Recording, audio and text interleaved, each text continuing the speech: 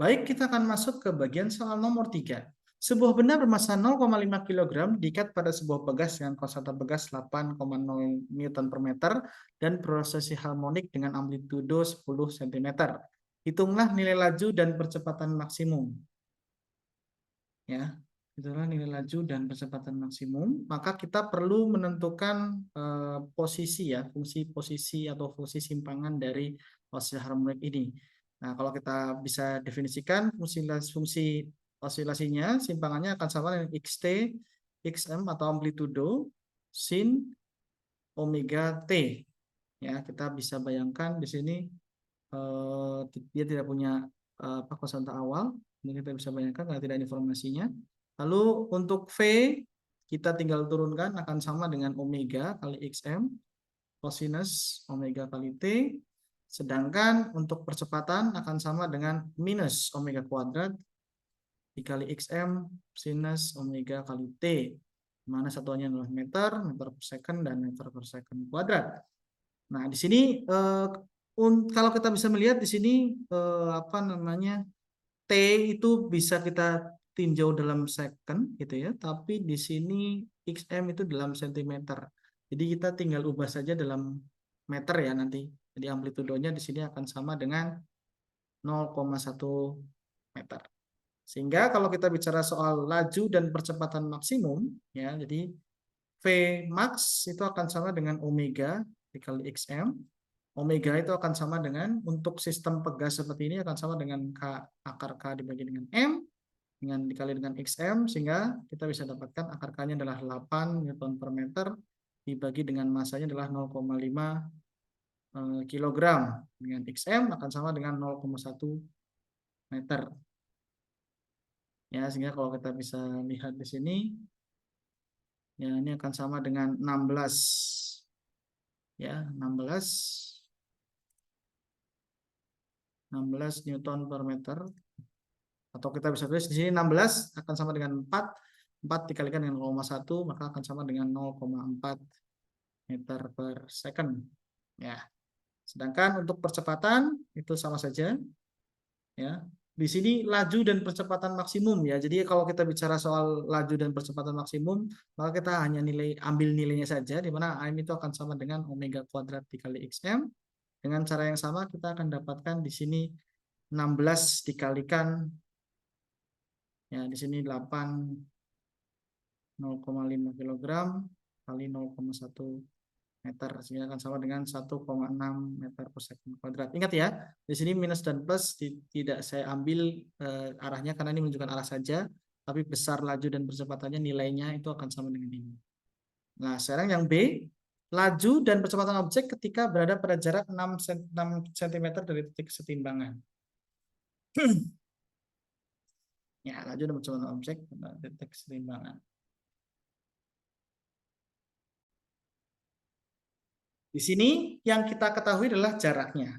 Padahal fungsi simpangan osilasi harmonik kita adalah fungsi terhadap waktu ya. Jadi kita harus cari dulu pada saat simpangan X-nya itu sama dengan 6,0 cm, dia berada pada waktu berapa.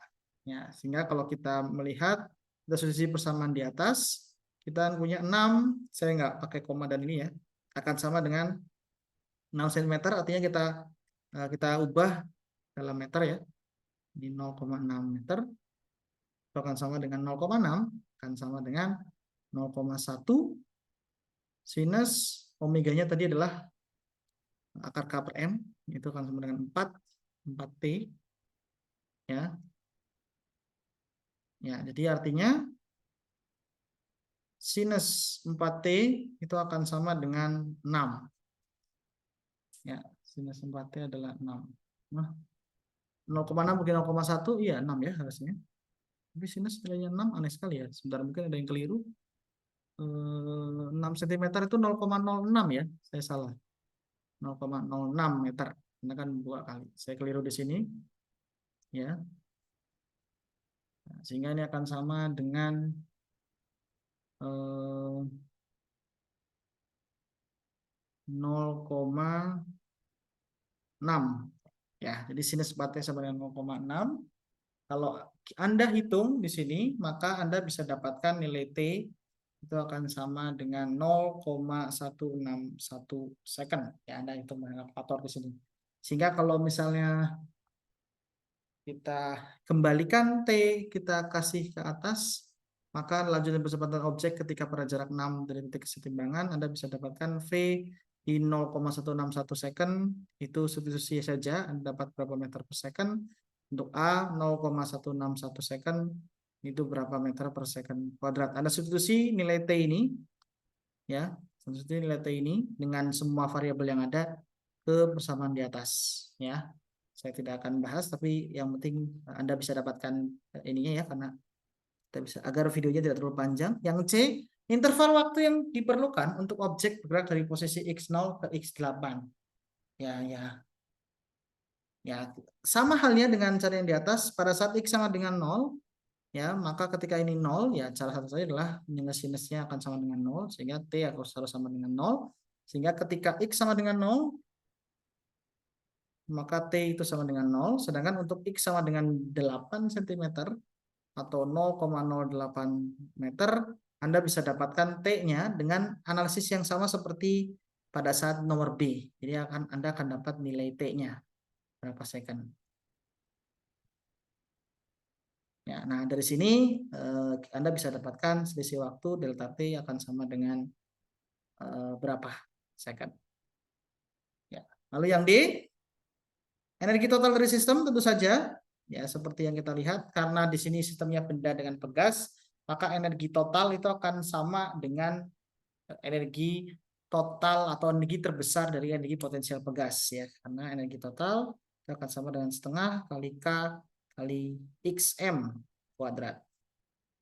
Ya, XM kuadrat Anda bisa hitung karena kita tahu XM-nya, Anda tahu K di situ ya. Lalu yang E, berapa energi kinetiknya? Ya, energi kinetik pada saat simpangan benda 3 cm ya artinya ketika simpangannya 3 cm maka akan ada dua bentuk energi, yaitu energi kinetik dan energi potensial pegas ketika benda mengalami simpangan 3 cm, di mana energi totalnya akan selalu sama, akan sama dengan energi potensial pegas ditambah dengan energi kinetik, sehingga energi kinetik akan sama dengan energi total dikurangi energi potensial pegas, atau kita bisa tulis langsung setengah K kali X kuadrat, di mana energi totalnya kita sudah dapatkan di poin yang D tadi.